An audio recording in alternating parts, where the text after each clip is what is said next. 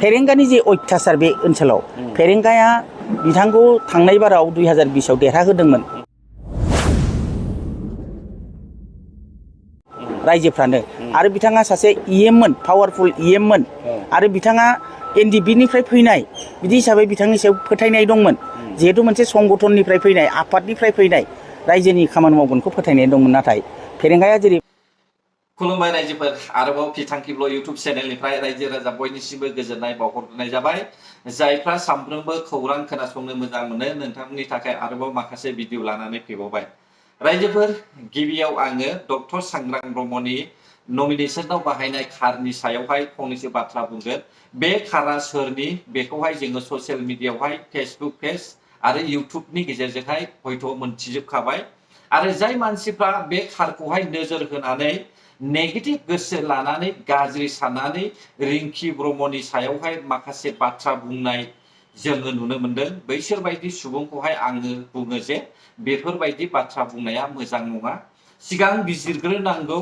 बे कारखौहाय मानो लांदों सोर लांदोंमोन आरो मा खारनै हरदों बेफोरखौहाय जुदि मोनथियाब्ला जानला मोनला ससियेल मिडियायाव होनो नाङा दा बिसोरबायदि मानसिया बेखौल' सानो जे सोरखौबा आङो बदनाम होनो हायो खोमा आंनि इउट्युब चेनेलखौहाय आङो भिउस लाबोनो हायो खोमा आं फेसबुक पेजआवहाय बे माखासे पइन्टखौ होयोब्ला आङो गोबां फलोवार्स मोननो खोमा बेफोरबायदि साननानै माब्लाबाबो खामानि दामाव दिनै रिंकि ब्रह्म सिस्टारा मा बुंदों नोंथांमोनाबो नायनानै लादो नैबे लाइजामखौ बेयावहाय क्लियारलि लिरनाय दङ दै बेखौ आङो सिस्टार रिंकि ब्रह्मनि मोनसे गावनिनो फेसबुकनिफ्राय आं मोनदों रायजोफोर दा बेखौहाय नोंथांमोना फरायनानै ला ओरैनो जानला मोनला गाज्रि मोननानै सोरखौबा मेगन सानानै कार लानायनि थाखाय बहानिफ्राय मोनदों मारै सुख'दों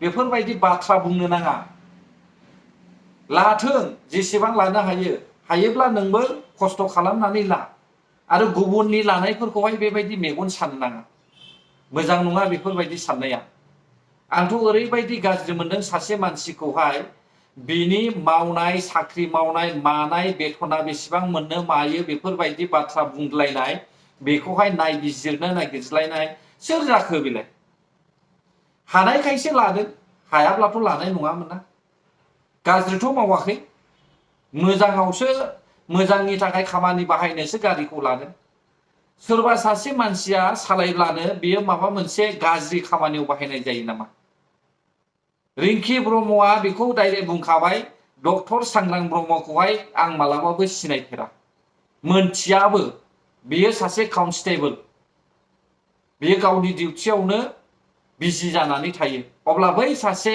पलिटिशियानखौहाय कार सालायनाय नुनानैहाय गुदि गैया बिजौ गैया जानला मोनला ससियेल मिडियायावहाय इउट्युबावहाय भिडिअ हगारोब्ला बेथ' मोजां जायाना दा बे कारखौ लानानैनो ससियेल मिडियायावहाय दावराव दावसि खालामदों रायजोफोर साबजानाय मोनाखै आं मोजां मोनाखै रायजोफोर दा नोंथांमोनासो मा बुजियो बियो नोंथांमोननि सायावसै बे समाव रायजोफोर जों सावरायनोसै आसाम कंग्रेस कमिटिनि दै क'क्राझार जिल्लानिफ्राय सासे गोख्रों सिनियर दैदेनगिरि जायनि मुङा गर्जन मोसाहारि सार दा गर्जन मोसाहारि बिथाङा मैयानि समावहाय इउपिपिएल पार्टियाव आखाइ हमबाय खोनानो मोनदों माखासे मानसिफ्रा कन्टेक्ट खालामदोंमोन नाथाय जेरावबो थाङाखै आं गर्जन मोसाहारि सारनिसिम आंनि गोसो गोरबोनिफ्राय गोजोननाय बावहरनाय जाबाय नोंथाङा जे रियेल पार्टिखौहाय सायख'नानैहाय हाबनो रोंबाय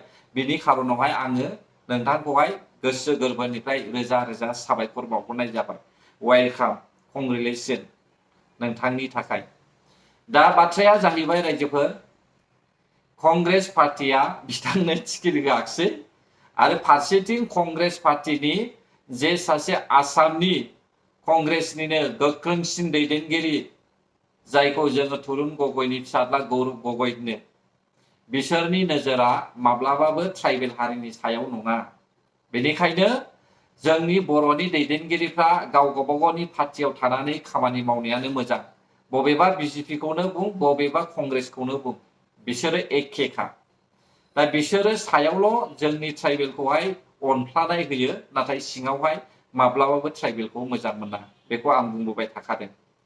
बे समाव नोंथांमोना खोनासंदो गर्जन मोसाहारि सारा मा बुंदों ससे खोनासंब्लानो जाबाय।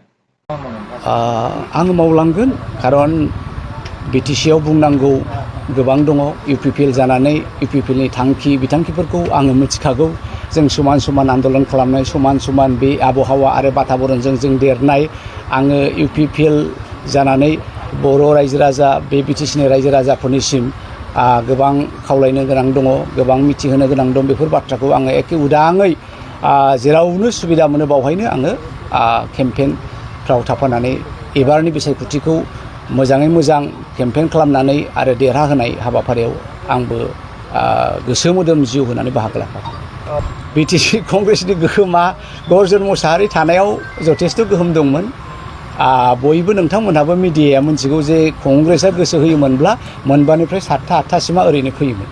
दा दिनै देरहानायनि मोनसेबो समस्थियाव बिथांमोना केन्डिडेट होआखै। कंग्रेसआ दादों BTC आव, गर्जनानो दादों BTC आव कंग्रेसखौ।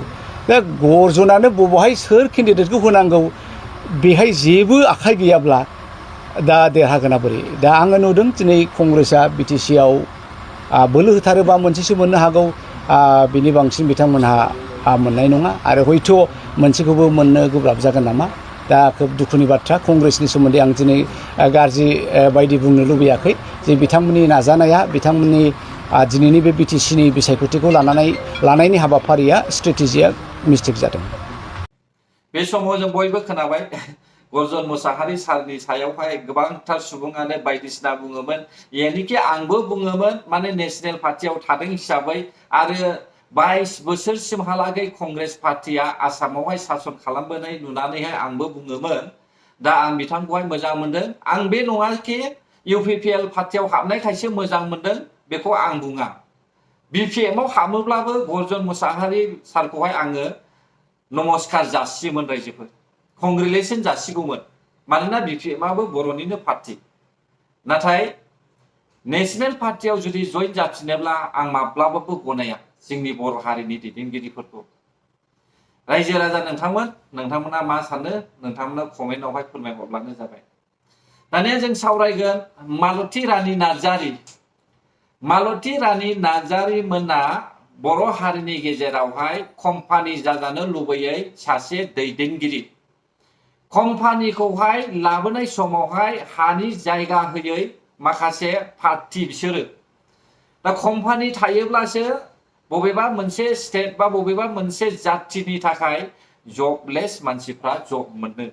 नाथाय कम्पानि गैयाब्ला माब्लाबाबो जबलेस मानसिफोरनि जेंनाखौहाय बे जायगाया सुस्रांनो हाया। नाथाय बिनि मेन थांखिया जाहैबाय मालती रानी नार्जारीमोन बायदिया एकमात्र गाद्दिल' लुबैयो। दिनै मालती रानी नार्जारीया मा बुंदों? रन्जित बसुमतारी सारनि सायाव मा बुंदों? बिथाङा जि बाथ्राखौ बुंदों बेखौ बुंनायनि सिगां नोंथाङा थांनानै ग्राउन्ड रिपर्ट लाहै चिरां जिल्लायाव थांनानैहाय। फेकेर फेकेर बाथ्रा बुंनानै जेबो लाब गैया। चिरां जिल्लानि 14 नं दुवार चिरां 14 दुवारावहाय थांनानै बे बियाबाव हाबनानै नोङो खबर लाहै। नों गामियावनो दं हिसाबै थांनानै खबर लाहै। BPF पार्टिखौहाय बेसेबां अनसायदों, UPPL पार्टिखौहाय बेसेबां नेवसिदों। अब्लानो मिथिनो मोनगोन। जोंथ' नुगासिनो दङ ससियेल मिडियायावहाय सानफ्रोमबो नुयो ससियेल मिडियायाव लैहोर लैहोर ग्रोम ग्रोम UPPL पार्टिखौहाय सापर्ट खालामनाय मोनफ्रोमबो बियाबावनो मोनफ्रोमबो डिस्ट्रिक्टआवनो। अब्ला दिनैनि समावहाय मालती रानीमोन बायदिया बेफोरबायदि बुंनायाथ' मोजां नङा। नोंसिनि थाखायनोथ' बै कम्पानियाबो केन्सेल जानानै थांबाय। दा बेखौथ' जोङो दायनिगिरिखौ सोरखौ बुंगोन? BPF पार्टिखौनो बुंनांगोन।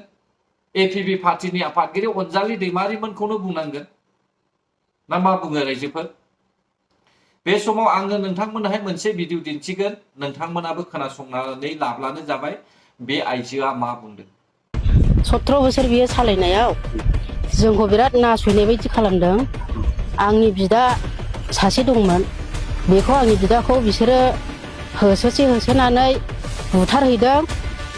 आङो लाजिया आं बुंगोन हासुग्राखौनो हास'नानै गावनि खुगायाव दौदों ओमफ्राय जोंनोबो जेबो होआ जोंखौ ना गोरान बोथिया फोराननाय बायदि फोरानगोन होननानै बुंदों बेनिखायनो जोङो दा हाग्रामानो जों भट होआ जों खाम्फा बर' गयारिनो भट होगोन खाम्फा बर' गयारि रायजो राजा नोंथांमोन बे भिडिअआ जाहैबाय चिरां जिल्लानि सिङावनो थानाय लाइमुथि हालामनि बाजारनिफ्राय बे ग्राउन्ड रिपर्ट बेवहाय जोङो खोनानो मोनदों